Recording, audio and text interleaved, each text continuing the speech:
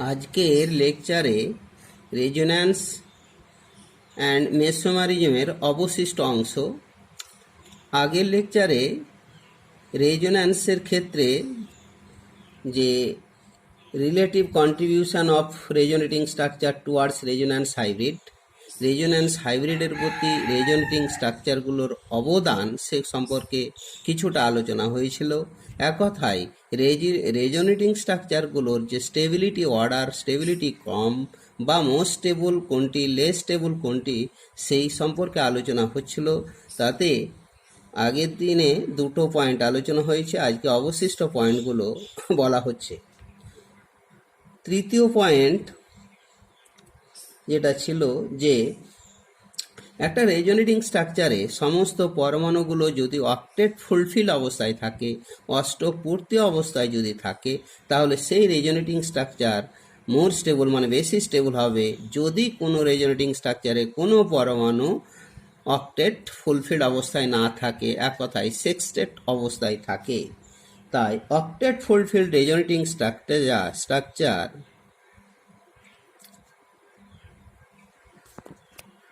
is more stable than sextet condition.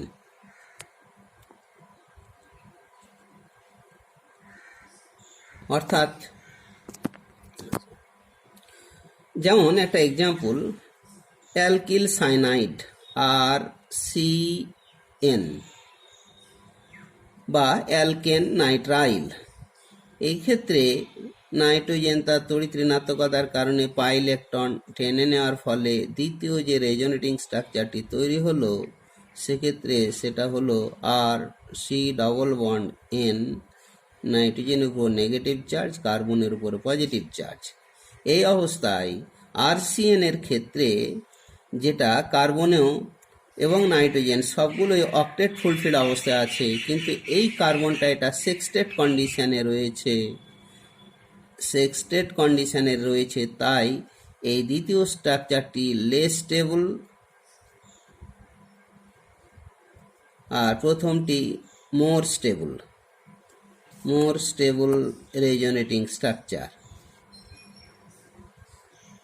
ঠিক পরবর্তী আরও একটা পয়েন্ট যদি আমরা আলোচনা করি, এটা 3 নম্বর পয়েন্ট, এটা 4 নম্বর পয়েন্ট, যে যদি কোনো রেজোনেটিং স্ট্রাকচারের বেশি ঋণাত্মক ধর্মী মৌলের উপরে নেগেটিভ চার্জ আর কম ঋণাত্মক ধর্মী মৌলের উপর যদি পজিটিভ চার্জ থাকে, তাহলে সেটা বেশি স্টেবল হয় তার বিপরীত ক্রম অনুযায়ী।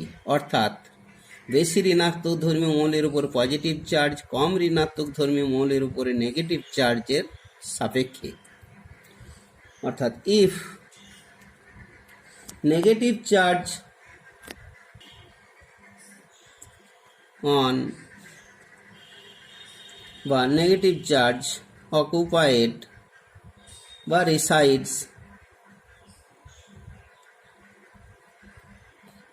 in more electronegative atom and positive charge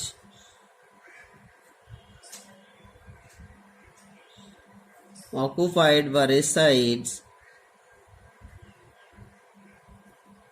in less electronegative atom, that resonating structure is more stable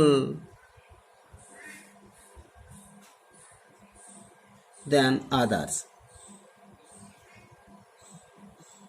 Others means তার বিপরীত ক্রম অনুযায়ী। একটা এক্সাম্পল আকারে বলি যে CHO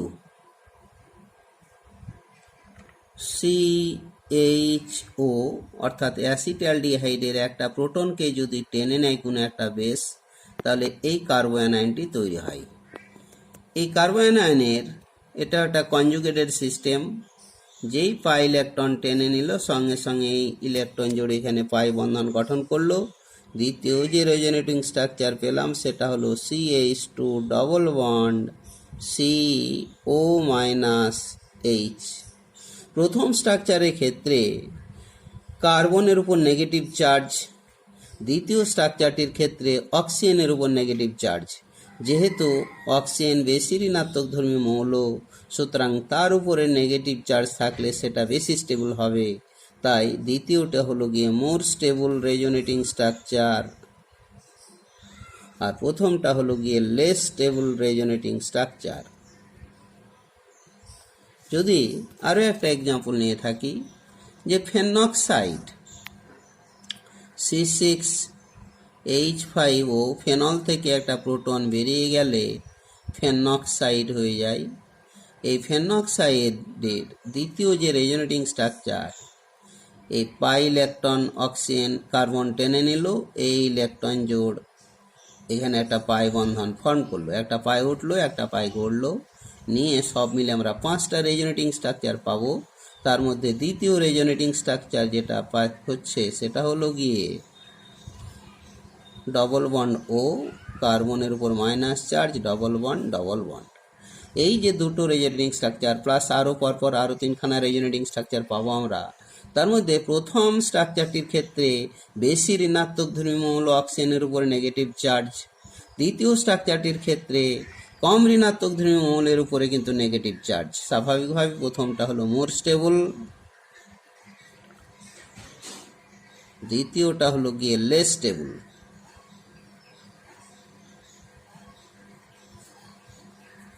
তারপরে যদি এই রেজোন্যান্সের ক্ষেত্রে অপোজিট চার্জ, কোনো একটা রেজোনেটিং স্ট্রাকচারে অপোজিট চার্জটা যত নিকটে থাকবে সেটা বেশি স্টেবল হবে দূরে থাকাকালীন অবস্থায়। অর্থাৎ if opposite charge অকুপাইজ in large distance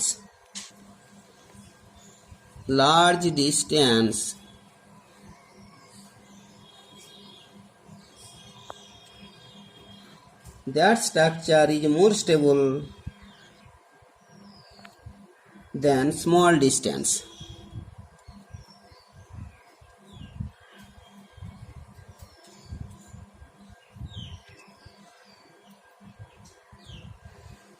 সেই সঙ্গে আরও একটা পয়েন্ট বলি, একই চার্জ যত কাছাকাছি থাকবে, কাছাকাছি অবস্থানে থাকবে, তাদের স্টেবিলিটি খুব কম হবে। বিশেষ করে যদি দূরে সেম চার্জ মানে লাইক চার্জ দূরবর্তী স্থান অপেক্ষা, অর্থাৎ একই চার্জ যত দূরে থাকবে তত স্টেবিলিটি বাড়বে, যত কাছে থাকবে তত স্টেবিলিটি কমবে। Like charge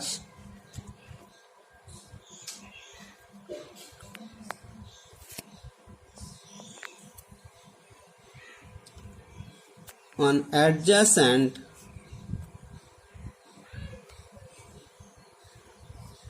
atom are less stable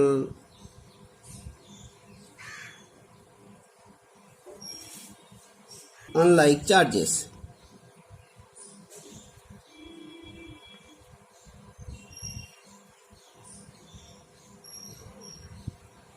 অর্থাৎ অপোজিট চার্জ আর একই চার্জ যত নিকটে থাকবে, যদি অপোজিট চার্জ যত নিকটে থাকবে স্টেবিলিটি বাড়বে, কিন্তু একই চার্জ নিকটে থাকলে স্টেবিলিটি কমবে। আগের পয়েন্ট এবং এই 6 নম্বর পয়েন্টের ক্ষেত্রে একটা পার্টিকুলার এক্সাম্পল দিচ্ছি, যেটা প্রথমে এক্সাম্পল আকারে যে 1,3-বিউটাডাইন যে স্ট্রাকচারটি নিয়েছিলাম, CH ডবল বন্ড CH 1,3-বিউটাডাইন, তার যে পরপর রেজোনেটিং স্ট্রাকচারগুলো লিখেছিলাম, যে প্রথমে পাই ইলেকট্রন উঠে এলো, তৈরি হলো CH2 ডবল বন্ড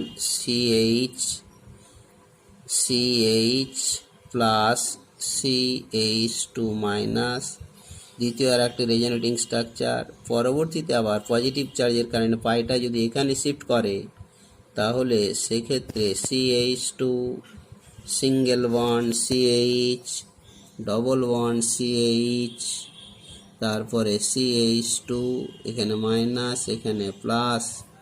তারপরে যদি আমরা আরও এই স্ট্রাকচারের ক্ষেত্রে এটা যেমন পাইটা টেনে নিল, এ পাইটাও যদি এদিকে টেনে নিত, তাহলে সেক্ষেত্রে CH2 minus, single bond CH plus, CH plus, তারপরে CH2 minus.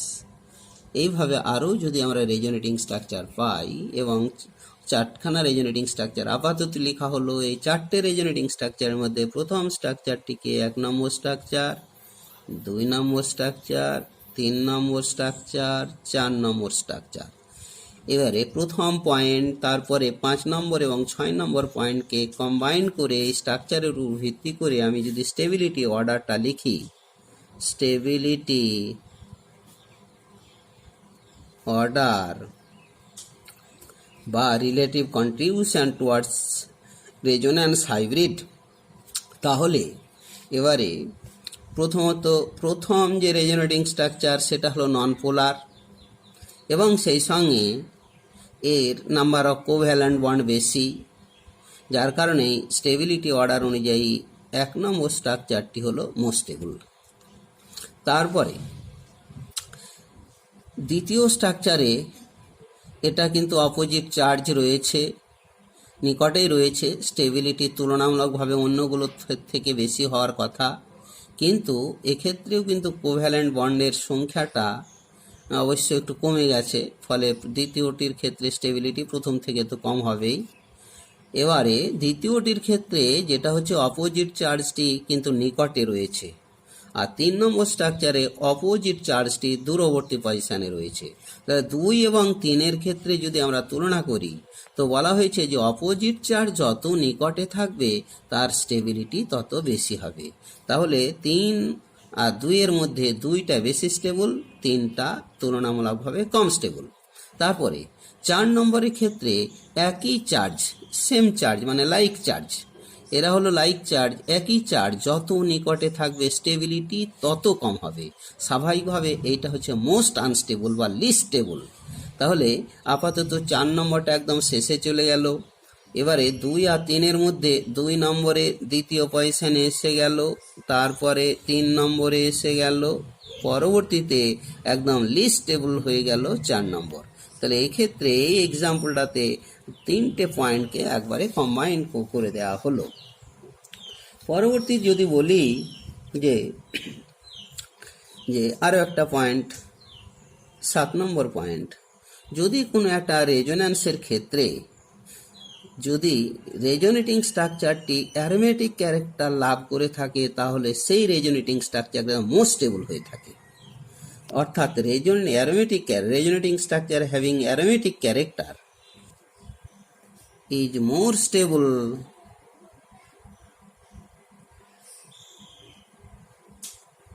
than non-aromatic character বা non-aromatic or anti-aromatic character।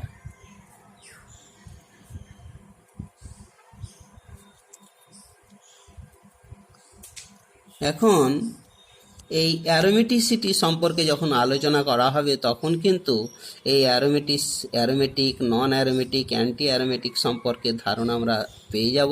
এখন শুধুমাত্র এই পয়েন্টটা উল্লেখ করার কারণেই একটি এক্সাম্পল দিচ্ছি, যেটা এমন একটি যৌগ দিচ্ছি যেটার ক্ষেত্রে এই একটা যৌগ,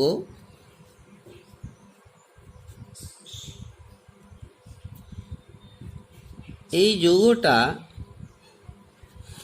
আপাতত এটা নন অ্যারোমেটিক যৌগ, নন অ্যারোমেটিক ফালভ্যালিন, আরও অনেক যৌগ আমরা পেয়ে যাব। নন অ্যারোমেটিক একটা কম্পাউন্ড, এটা যখন রেজোন্যান্স ঘটলো, দ্বিতীয় যে রেজোনেটিং স্ট্রাকচারটি আমরা পাবো, তাতে এই পাই ইলেকট্রনটি যদি এই কার্বন টেনে নেয়, তাহলে সেক্ষেত্রে যে দ্বিতীয় রেজোনেটিং স্ট্রাকচারটি তৈরি হলো, সেটার ক্ষেত্রে এটাতে minus charge double bond, double bond, আর এইখানে ডবল বন্ড, আর এখানে পজিটিভ চার্জ।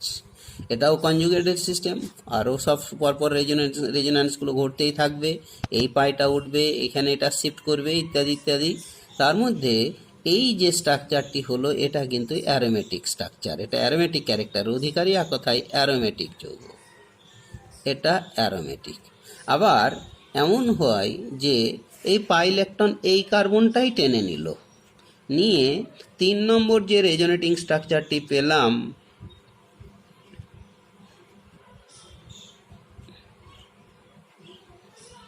সেটার ক্ষেত্রে পাইটা টেনে নিল, মানে এখানে মাইনাস, এখানে ডবল বন্ড, এখানে plus, double bond, double bond.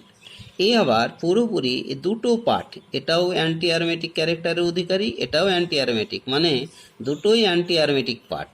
এটা সামগ্রিকভাবে এটাও অ্যারোমেটিক পার্ট, এটাও অ্যারোমেটিক পার্ট, এটা নন অ্যারোমেটিক পার্ট, এটা নন অ্যারোমেটিক পার্ট।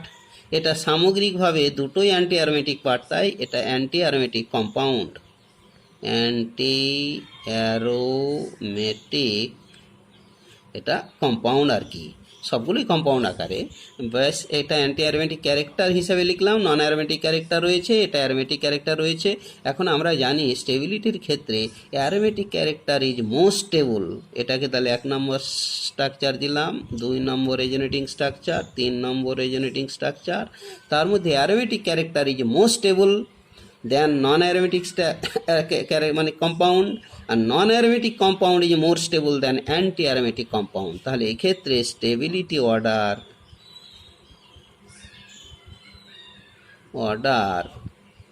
এর ক্ষেত্রে 2 নম্বরটা হচ্ছে most stable than 1 number structure, 1টা আবার মোর স্টেবল দেন 3 নম্বর স্ট্রাকচার। এটা অবশ্য পরে বিশদ আলোচনা হবে, এখন শুধু একটা এক্সাম্পল আকারে দেওয়ার জন্য এটা আলোচনা করা হলো। এখন আরও অনেক পয়েন্ট রয়েছে, কিন্তু সেগুলো অত গুরুত্বপূর্ণ নয়, তথাপি আমি সামগ্রিকভাবে বলে নিচ্ছি। আগে দেখে নিতে হবে স্টেবিলিটির ক্ষেত্রে যে কোভ্যালেন্ট বন্ড যার বেশি, সেটা স্টেবিলিটি সবচাইতে বেশি। তার পরবর্তী পয়েন্ট, তার আগে এটাও বলি যে যদি অ্যারোমেটিক ক্যারেক্টার লাভ করে থাকে কোনো একটা, সেটা হচ্ছে মোস্ট স্টেবল। তারপরে দ্বিতীয় পয়েন্টটা হবে কোভ্যালেন্ট ক্যারেক্টার, এই কোভ্যালেন্ট বন্ডের সংখ্যা যার বেশি, তার পরবর্তী পজিশান পেয়ে যাবে। তারপরে সমস্ত পরমাণুগুলো যদি অক্টেট ফুলফিল অবস্থায় থাকে, তাহলে সেক্ষেত্রে 3 নম্বর পয়েন্টে এসে যাবে। তার পরবর্তীতে পয়েন্ট হচ্ছে গিয়ে ওই যে নেগেটিভ চার্জগ্রস্ত, এটা বিশেষ করে মোর ইলেকট্রোনেগেটিভ অ্যাটমের উপরে চার্জ, আর লেস ইলেকট্রোনেগেটিভিটির উপর পজিটিভ চার্জ, এটা স্টেবিলিটি 4 নম্বরে এসে যাবে। এইভাবে পরপর আমরা স্টেবিলিটি অর্ডার অনুযায়ী সব তাদের স্থায়িত্বটা আমরা করতে পারবো, আলোচনা বলতে পারবো এক কথায়। এবারে রেজোন্যান্সের ক্ষেত্রে যে রেজোন্যান্সের যে প্রয়োগ, রেজোন্যান্স বা মেসোমেরিক এফেক্টের যে প্রয়োগ, সেটা একটু আলোচনা করব।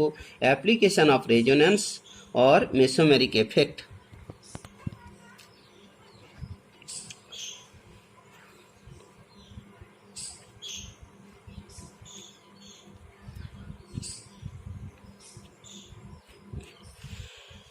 এটার ক্ষেত্রে অর্থাৎ রেজোন্যান্সের মাধ্যমে আমরা কী ব্যাখ্যা করতে পারি, অনেক জৈব যৌগ এই রেজোন্যান্সের মাধ্যমে তাদের প্রপার্টিজের মানে বিভিন্নতা লক্ষ্য করা যায়।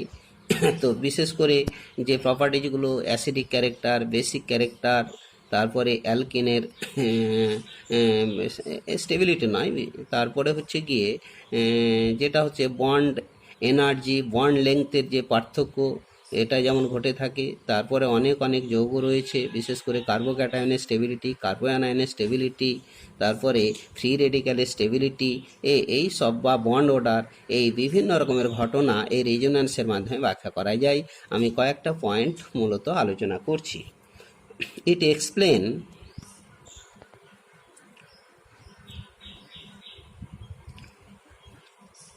এক number point, the less reactivity of vinyl and aryl halide, অর্থাৎ ভিনাইল এবং অ্যারিল হ্যালাইডগুলো খুব কম সক্রিয়, লেস রিয়াক্টিভ। বিশেষ করে নিউক্লিওফিলিক সাবস্টিটিউশন রিয়াকশান তাদের ক্ষেত্রে ঘটে না। সেই হিসাবে নিউক্লিওফিলিক সাবস্টিটিউশন রিয়াকশানের রেসপেক্টে তারা একদম ইনার্ট, নিষ্ক্রিয় থেকে যায়। সেটা কিন্তু রেজোন্যান্সের মাধ্যমে ব্যাখ্যা করব। আমি শুধু আগে পয়েন্টগুলো লিখে নিই। পরবর্তী point, the acidic nature of carboxylic acid. 3 number, the extra stability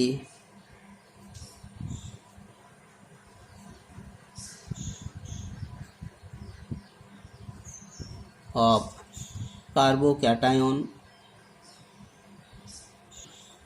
carboanion, carbon free radical, carbon মুক্ত মূলকের এই স্টেবিলিটিগুলো এটা রেজোন্যান্সের মাধ্যমে ব্যাখ্যা করা যাবে।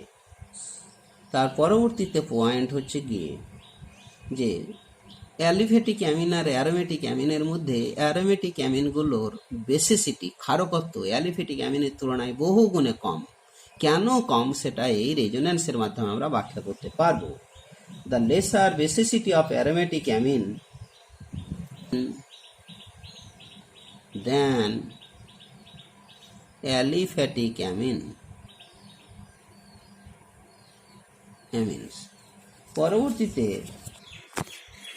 পরবর্তী point, the variable bond length and bond energy of many compound। যৌগের ক্ষেত্রে বিভিন্ন বন্ডের বন্ধন শক্তি এবং বন্ধন দৈর্ঘ্যের পার্থক্য ঘটে কেন, সেটা কিন্তু রেজোন্যান্সের মাধ্যমে ব্যাখ্যা করা যাবে। আরও দুই একটা পয়েন্ট যদি দেওয়া যায়, সেটা হচ্ছে গিয়ে এই রেজোন্যান্সের মাধ্যমে এই বন্ড অর্ডার ক্যালকুলেশন করা যায়। Calculation of bond order, bond order means number of covalent bond, number of covalent bond. এই বন্ড কোভ্যালেন্ট সমযোজী বন্ধনের সংখ্যাটা জানতে পারলে দুটো পরমাণুর মাঝে, তাহলে সেক্ষেত্রে বন্ধন শক্তি বা বন্ধন দৈর্ঘ্য কিভাবে বাড়া কমা করবে সেটাও কিন্তু আমরা জেনে নিতে পারবো। আমরা প্রথম পয়েন্ট এবার আলোচনা করি। প্রথমে যেটা বলা হয়েছিল যে ভিনাইল এবং অ্যারিল হ্যালাইডগুলো less reactive towards nucleophilic substitution reaction. তার কারণ হিসাবে বলি যে একটা vinyl halide CH2 double bond CHAX, vinyl halide. Extra chlorine হলে vinyl chloride, vinyl bromide, vinyl iodide যেরকম নেব। এখন এই হ্যালোজেনে 3 জোড়া লোন পেয়ার ইলেকট্রন রয়েছে। এখন এক্ষেত্রে রেজোন্যান্স ঘটবে, এটা কনজুগেটেড সিস্টেম, যেহেতু ডবল বন্ড সিঙ্গেল বন্ড তারপর লোন পেয়ার ইলেকট্রন। এই রেজোন্যান্স যখন ঘটবে তখন দ্বিতীয় রেজোনেটিং স্ট্রাকচার যেটা হবে, পাই ইলেকট্রন কার্বনটা যদি টেনে নেয় এই লোন পেয়ারটা, তাহলে এখানে শিফট করবে, একটা পাই উঠলো একটা পাই গড়লো, তৈরি হলো CH2 সিঙ্গেল বন্ড CH, এখানে মাইনাস চার্জ, এখানে X এর উপরে প্লাস চার্জ এসে গেল। এখন এদের মধ্যে ভিনাইল হ্যালাইডের দুটো রেজোনেটিং স্ট্রাকচার। এই রেজোনেটিং স্ট্রাকচারটির মধ্যে যেটা প্রকৃত স্ট্রাকচার সেটা হচ্ছে সেই রেজোন্যান্স হাইব্রিড। সেই রেজোন্যান্স হাইব্রিডটা যদি এখানে লিখি তাহলে সেটা হলো গিয়ে CH2 CHX। এবারে এটার ক্ষেত্রে এই প্রথম স্ট্রাকচারে কার্বন কার্বনের মাঝে ডবল বন্ড, দ্বিতীয় স্ট্রাকচারে সেটা সিঙ্গেল বন্ড। প্রথম স্ট্রাকচারে কার্বন হ্যালোজেনে সিঙ্গেল বন্ড, দ্বিতীয় স্ট্রাকচারে কার্বন হ্যালোজেনে ডবল বন্ড। সুতরাং উভয়ের ক্ষেত্রেই সেই ডবল বন্ড ক্যারেক্টার থাকবে, এই ডট ডট ডট ডট। আর মাঝখানে এই দ্বিতীয় স্ট্রাকচারে হ্যালোজেনের উপরে 1 একক পজিটিভ চার্জ আর কার্বনের উপরে 1 একক নেগেটিভ চার্জ। স্বাভাবিকভাবে তাহলে আংশিকভাবে এখানে পজিটিভ চার্জ আর আংশিকভাবে এখানে নেগেটিভ চার্জ থেকে গেল। এখন এই যে যৌগ এটার ক্ষেত্রে এই হ্যালোজেনটা যখন নিউক্লিওফিলিক সাবস্টিটিউশন রিয়াকশান ঘটবে, অর্থাৎ জলীয় NaOH বা KOH এর সঙ্গে যখন বিক্রিয়া ঘটানো হবে, তখন হ্যালোজেনটা যখন হ্যালাইড আয়ন আকারে বেরোবে, তখন OH সেটা একটা নিউক্লিওফাইল এখানে ঢুকে যাবে, নিয়ে ফিনাইল অ্যালকোহল তৈরি হবে। কিন্তু যেহেতু এই কার্বন হ্যালোজেনের মাঝে ডবল বন্ড ক্যারেক্টার তৈরি হয়ে গেছে, তো সেই ডবল বন্ড ক্যারেক্টারের জন্য এই বন্ধন শক্তিটা খুব বেশি হয়ে যায়, বন্ধন দৈর্ঘ্য কমে যায়। এই বন্ধন শক্তি বেশি হয়ে যাওয়ার কারণে হ্যালোজেনটা আর হ্যালাইড আয়ন আকারে বেরোতে পারে না, তাই কোনো নিউক্লিওফাইল এখানে যুক্ত হতে পারে না, অর্থাৎ কোনো নিউক্লিওফাইল দ্বারা এর প্রতিস্থাপন বিক্রিয়াটি ঘটে না। তাহলে এটার ক্ষেত্রে এই কারণে এটা ইনঅ্যাক্টিভ বলবো। আরও একটা যৌগ হিসাবে বলি যে এটা আসলে রেজোন্যান্স হাইব্রিড, এটাই সঠিক স্ট্রাকচার বা অ্যাকচুয়াল স্ট্রাকচার। এরপরে যদি আমরা একটা অ্যারিল হ্যালাইড নিয়ে থাকি C6H5X, X মানে এখানে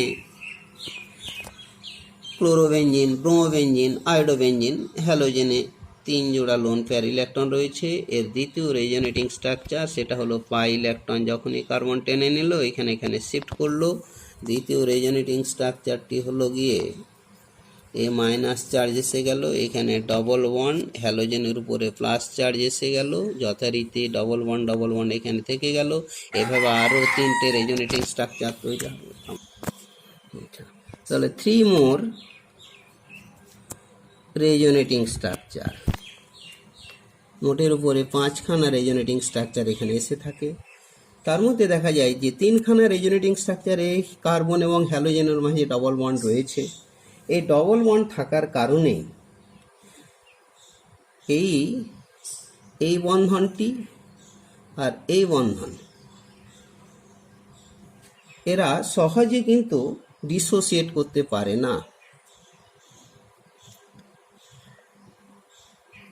There are not easily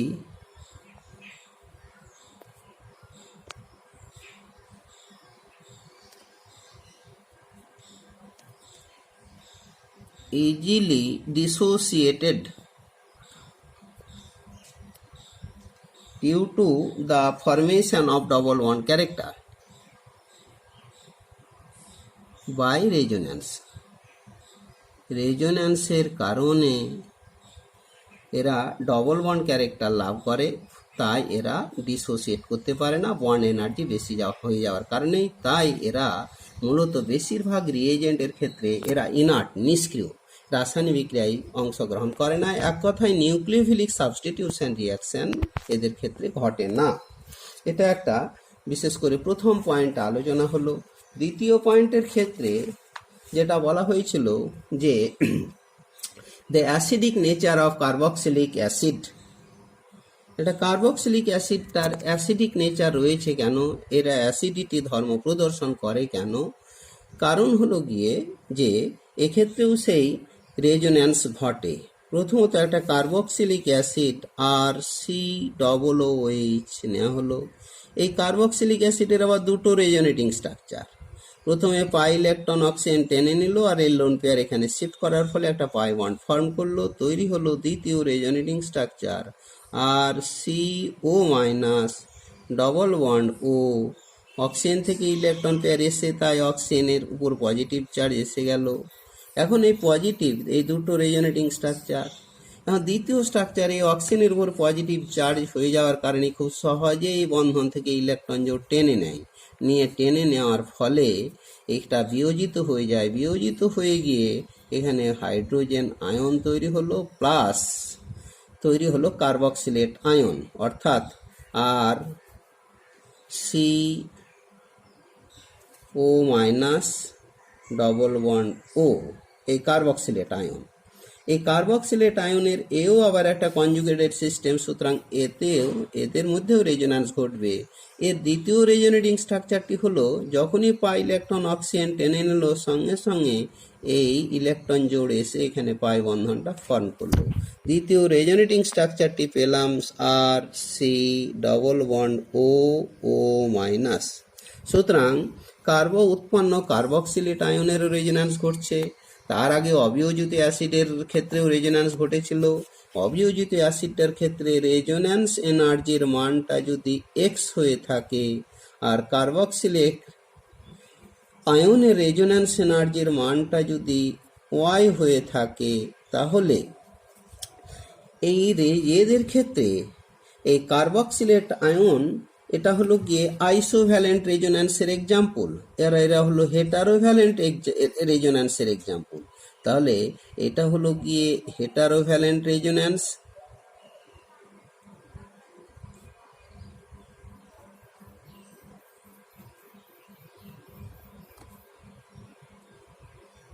আর এটা হলো গিয়ে আইসোভ্যালেন্ট রেজোন্যান্স।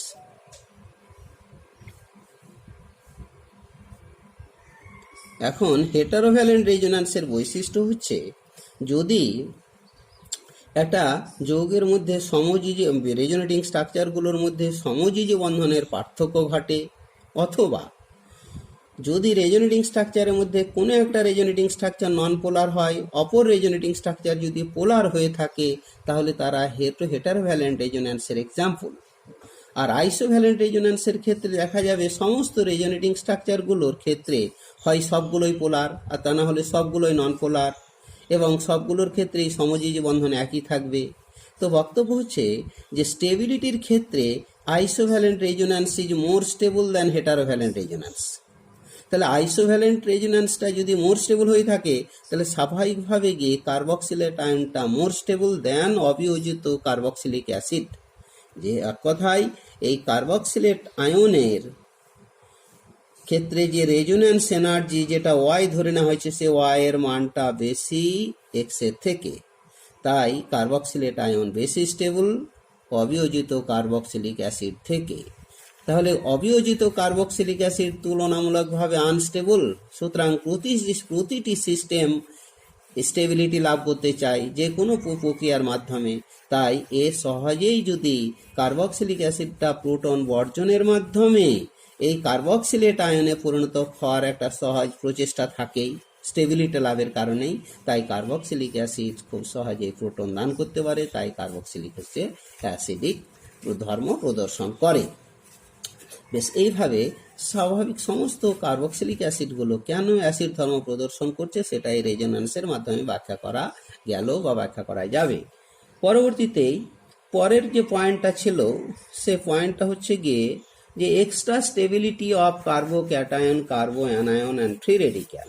আমি শুধুমাত্র এক্সাম্পল আকারে বলি, কয়েকটা এক্সাম্পল দিয়ে, যে স্টেবিলিটি অফ কার্বোক্যাটায়ন, এর আগে অবশ্য কার্বোক্যাটায়নের স্টেবিলিটি সম্পর্কে বলা হয়েছিল। স্টেবিলিটি কার্বোক্যাটায়নের যদি আমরা ফিনাইল গ্রুপযুক্ত যে কার্বোক্যাটায়নগুলো সেগুলো আলোচনা উদাহরণ হিসাবে নিয়ে থাকি, তাহলে প্রথমেই এই ফিনাইল কার্বোক্যাটায়ন দেওয়া হলো, পরবর্তীতে আরও একটা কার্বোক্যাটায়ন C6H5CH2+ বেঞ্জাইল কার্বোক্যাটায়ন। এখন এই ফিনাইল কার্বোক্যাটায়নে কোনো রেজোন্যান্স ঘটে না, কিন্তু বেঞ্জাইল কার্বোক্যাটায়নে 5টি রেজোনেটিং স্ট্রাকচার রয়েছে। তাহলে এখানে নাম্বার অফ রেজোনেটিং স্ট্রাকচার 0, এখানে নাম্বার অফ রেজোনেটিং স্ট্রাকচার 5।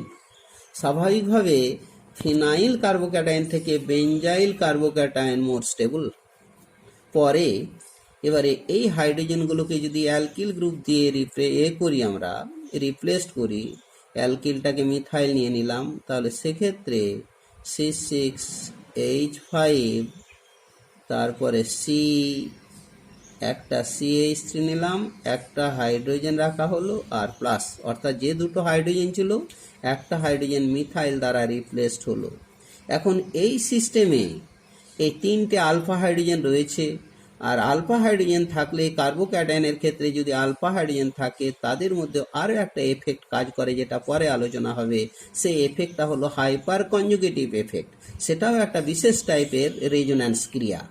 তো এই যৌগটির ক্ষেত্রে এই ফিনাইল গ্রুপটার কারণেই মূলত 5টি resonating structure, number of resonating structure = 5, আর সেই সঙ্গে এখানে যে হাইপার কনজুগেশন ঘটবে সেই সঙ্গে এদের ক্ষেত্রে নাম্বার অফ হাইপার কনজুগেটিভ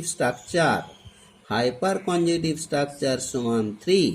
তাহলে যত রেজোনেটিং স্ট্রাকচারের সংখ্যা বাড়বে সিস্টেমের স্টেবিলিটি বাড়ে, আবার হাইপার কনজুগেটিভ স্ট্রাকচারের সংখ্যা যত বাড়বে স্টেবিলিটি বাড়বে।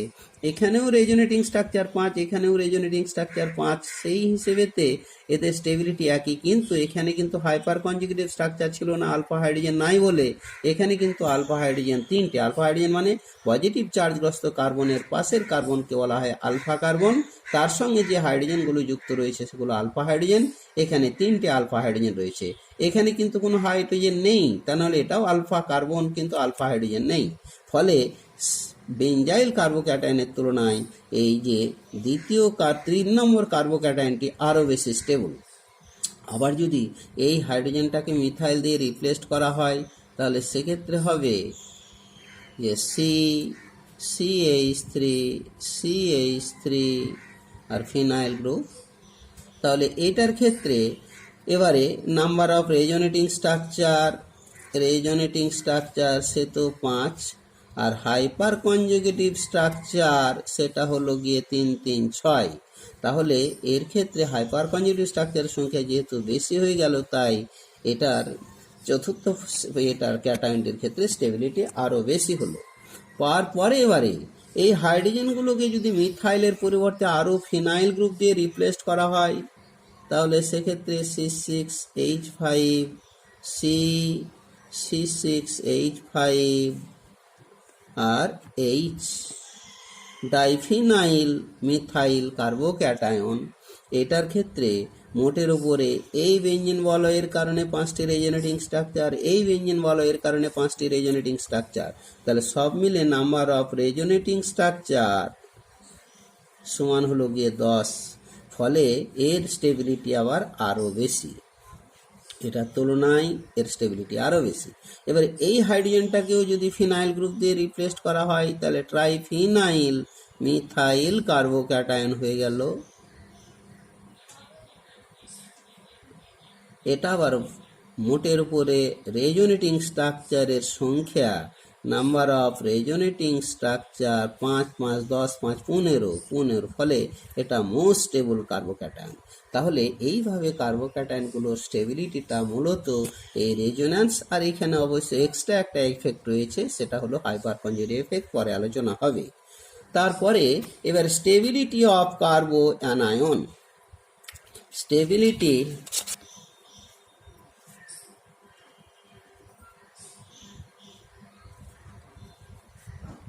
কার্বো অ্যানায়ন, এক্ষেত্রে আমরা সেই ফিনাইল সিস্টেমের ক্ষেত্রে নিচ্ছি ফিনাইল কার্বো অ্যানায়ন। এর ক্ষেত্রে নো রেজোনেটিং স্ট্রাকচার, কোনো রেজোন্যান্স ঘটবে না। একইভাবে যদি এবার বেঞ্জাইল কার্বো অ্যানায়ন নিয়ে থাকি মাইনাস, তাহলে এখানে 5টি রেজোনেটিং স্ট্রাকচার, এখানে কোনো রেজোনেটিং স্ট্রাকচার নেই, স্বাভাবিকভাবে এর স্টেবিলিটি বেশি। তারপরে যদি আরও একটা ফিনাইল গ্রুপ এখানে দেওয়া হয় সি ডাইফিনাইল মিথাইল কার্বো অ্যানায়ন, এর ক্ষেত্রে 5, 5, 10খানা রেজোনেটিং স্ট্রাকচার, আরও স্টেবিলিটি বেশি।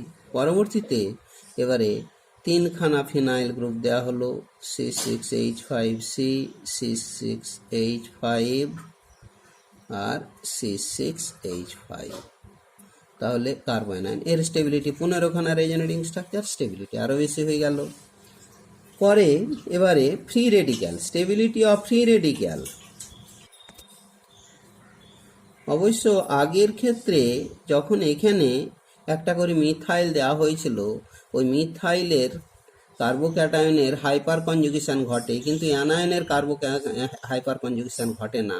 এখানে হাইড্রোজেনগুলোকে যদি মিথাইল দেওয়া হতো তাহলে মিথাইলের প্লাস আই এফেক্টের ফলে অ্যানায়নিক চার্জ বেড়ে গেলে তার স্টেবিলিটি কমে যেত, তখন তার আগের ক্ষেত্রে এটা রিভার্স অর্ডার হয়ে যেত। আচ্ছা, যাই হোক, সেগুলো পরে আলোচনা হবে। এখন ফ্রি রেডিক্যাল ক্ষেত্রে আবার ফিনাইল ফ্রি রেডিক্যাল নিলাম, C6H5 এই dot phenyl free radical, benzyl free radical C6H5CH2 dot. অবশ্য আমি কোথাও কোথাও এই গোল চিহ্ন দিচ্ছি, কোথাও কোথাও ডবল বন্ডগুলো দিচ্ছি, সবগুলোই একই কিন্তু। আচ্ছা, তাহলে এখানে কোনো রেজোন্যান্স ঘটে না, ফ্রি রেডিক্যালের মধ্যে রেজোন্যান্স ঘটে, 5টি রেজোনেটিং স্ট্রাকচার পাবো, সুতরাং এর স্টেবিলিটি বেশি হয়ে গেল। আবার ফ্রি রেডিক্যালের যেহেতু আবার হাইপার কনজুগেশন ঘটে, ফলে এখানেও হাইড্রোজেনগুলো যদি মিথাইল দ্বারা রিপ্লেসড করা হয় তাহলে আরও স্টেবিলিটি বেড়ে যাবে। তাহলে এখানে একটা CH3 দেওয়া হলো, একটা হাইড্রোজেন, আর এখানে ডট। তাহলে এর স্টেপে 3খানা বাড়তি আলফা হাইড্রোজেন মানে হাইপার কনজুগেটিভ স্ট্রাকচার, প্লাস 5খানা রেজোনেটিং স্ট্রাকচার, আর এটার ক্ষেত্রে শুধু 5খানা রেজোনেটিং স্ট্রাকচার, সুতরাং এটার তুলনায় এটার স্টেবিলিটি আরও বেশি হয়ে গেল। তারপরে আবার দেওয়া হলো ফিনাইল গ্রুপ, দুটো মিথাইল দেওয়া হলো কার্বনের সঙ্গে, এও মিথাইল, তারপরে ডট, এ তো হলো বেঞ্জিন বলয়, সুতরাং এখানে 6খানা হাইপার কনজুগেটিভ, 5খানা রেজোনেটিং স্ট্রাকচারের স্টেবিলিটি আরও বেশি হলো। এবার মিথাইলগুলো ফিনাইল দিয়ে রিপ্লেসড করা হলো, C6H5C, আর একটা ফিনাইল গ্রুপ এখানে দেওয়া হলো, নিয়ে এখানে একটা হাইড্রোজেন রেখে দেওয়া হলো, dot.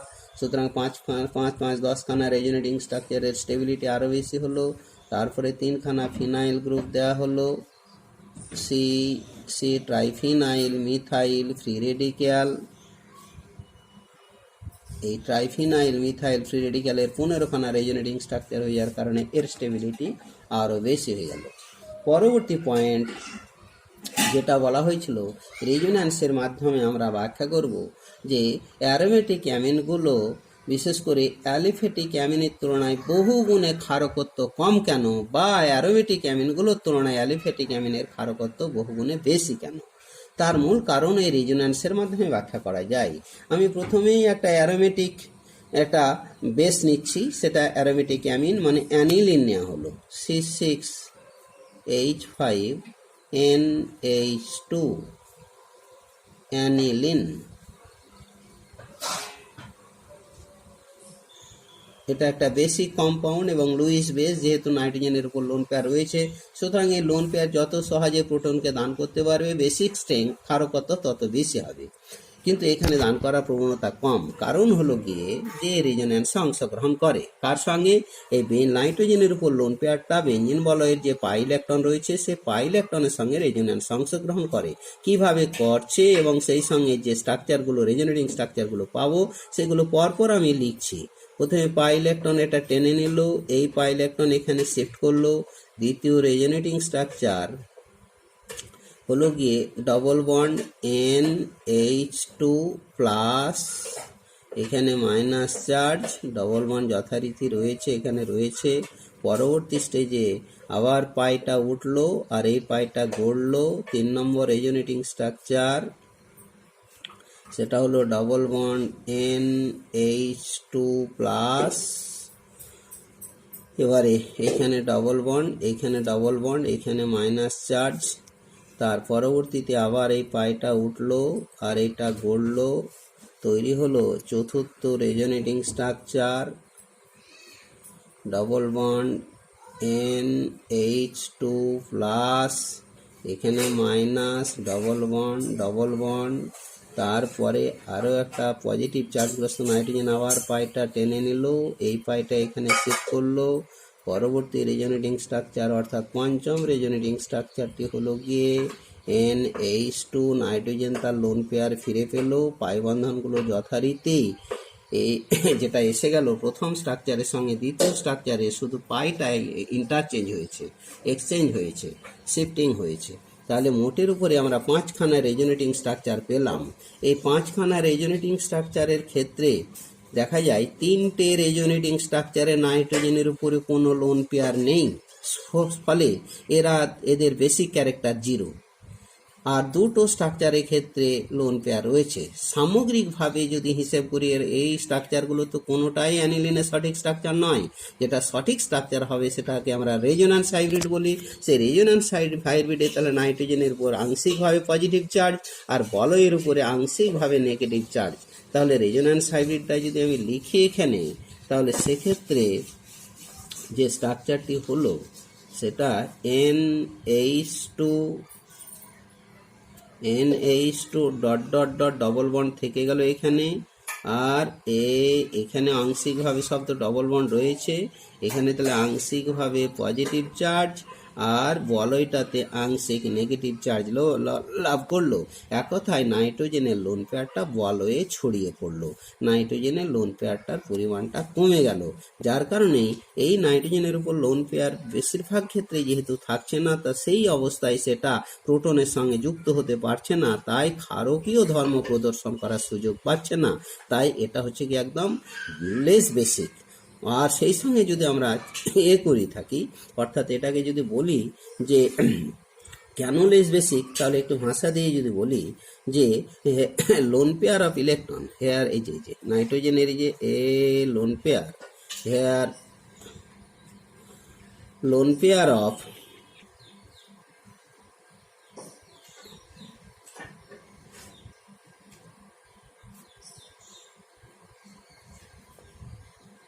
Atom take part in resonance, অংশগ্রহণ করে, নাইট্রোজেনের উপরে লোন পেয়ারটা রেজোন্যান্সে অংশগ্রহণ করে উইথ দ্য বেঞ্জিন রিং বা with the pi electron of benzene ring, pi electron benzene রিংয়ে যে পাই ইলেকট্রন রয়েছে তার সঙ্গে রেজোন্যান্স অংশগ্রহণ করে। So lone pair is partially available to proton, প্রোটনের পক্ষে বেশি অ্যাভেলেবল হতে পারে না, মানে প্রোটনকে দান করতে পারে না। So aromatic amine is less basic than aliphatic amine.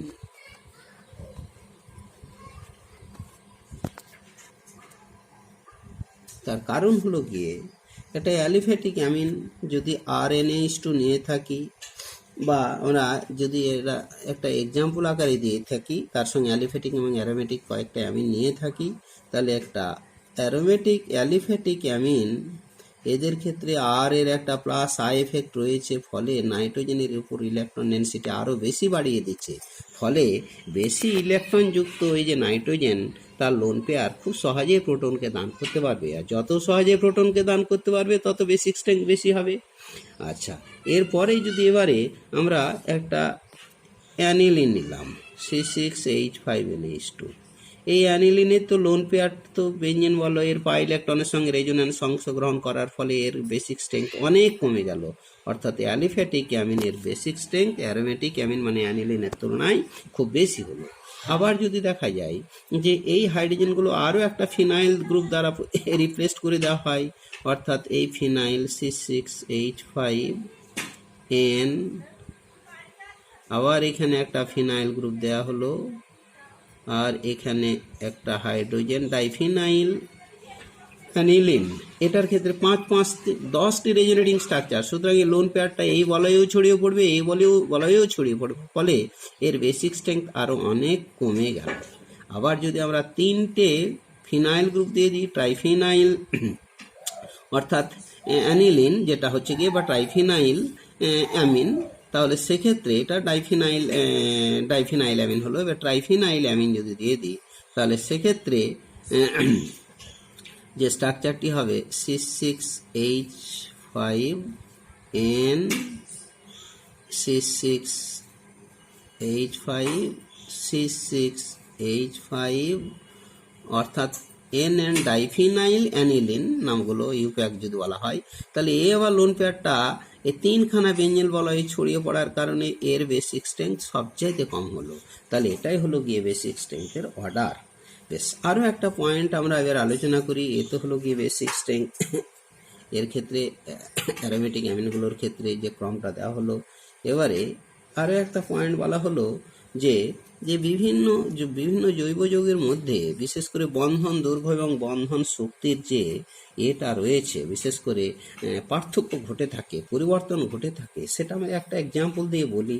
যে প্রথমত যে এই বেঞ্জিন দিয়ে বলি, এই বেঞ্জিন বলয়ের দুটো রেজোনেটিং স্ট্রাকচার রয়েছে আপাতত কেকুলে স্ট্রাকচার হিসেবেতে, আর ডুয়ার স্ট্রাকচারে আরও 3টে পাবো, যাই কেকুলো স্ট্রাকচারটা আলোচনা করছি।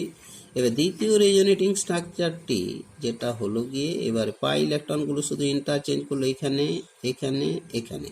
তাহলে এই যে দুটো রেজোনেটিং স্ট্রাকচার পেলাম বেঞ্জিনের, এটা কোনোটাই সঠিক স্ট্রাকচার নয়। সঠিক স্ট্রাকচার হবে গিয়ে এই দুটোর যে কম্বাইন্ড ফর্ম, যেটাকে আমরা রেজোন্যান্স হাইব্রিড বলছি, সেই রেজোন্যান্স হাইব্রিডের ক্ষেত্রে যে স্ট্রাকচারটি হলো তাতে প্রথম স্ট্রাকচারে কার্বন কার্বনের মাঝে যেখানে এক বন্ধন, দ্বিতীয় স্ট্রাকচারে সেটা দ্বিবন্ধন, আবার এটার ক্ষেত্রে যেখানে দ্বিবন্ধন এটার ক্ষেত্রে এক বন্ধন।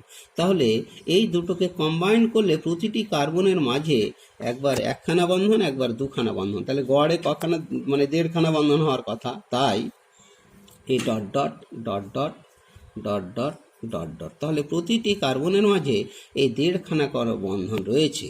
তাহলে এবারে যেটা হচ্ছে গিয়ে যে যদি এই স্ট্রাকচারগুলো, এই যে দুটো রেজোনেটিং স্ট্রাকচারগুলোর মধ্যে এই স্ট্রাকচারগুলো হয় 1 বা 2 এটা সঠিক স্ট্রাকচার হতো, তাহলে এই কার্বন কার্বন যে সিঙ্গেল বন্ড রয়েছে, আমরা জানি কার্বন কার্বন সিঙ্গেল বন্ডের ডিস্ট্যান্সটা হতো 1.54 অ্যাংস্ট্রম, আর সেইটা কার্বন কার্বন ডবল বন্ড ডিস্ট্যান্সটা হতো গিয়ে 1.34 অ্যাংস্ট্রম। কিন্তু এক্সপেরিমেন্টাল রেজাল্ট বলছে যে বেঞ্জিনে সমস্ত কার্বন কার্বন বন্ধন দৈর্ঘ্যগুলো সমান এবং সেই দৈর্ঘ্যগুলো এক বন্ধন এবং দ্বিবন্ধনের ঠিক মাঝামাঝি, অর্থাৎ এবং সমস্ত বন্ধন দৈর্ঘ্যগুলো মাঝামাঝি মানে 1.39 অ্যাংস্ট্রম। তাহলে অবশ্যই তাহলে বেঞ্জিনের মধ্যে রেজোন্যান্স ঘটে এবং যে রেজোন্যান্স হাইব্রিডের ক্ষেত্রে সমস্ত বন্ধন দৈর্ঘ্যগুলো সমান এবং বন্ধন শক্তিগুলো সমান। তো সেই বন্ধন দৈর্ঘ্যের ক্ষেত্রে যে পরিবর্তন হচ্ছে রেজোন্যান্সের কারণে, সেটা একটা এক্সাম্পল দিয়ে দেখানো হলো। আচ্ছা, আজকে এখানেই শেষ করা হলো।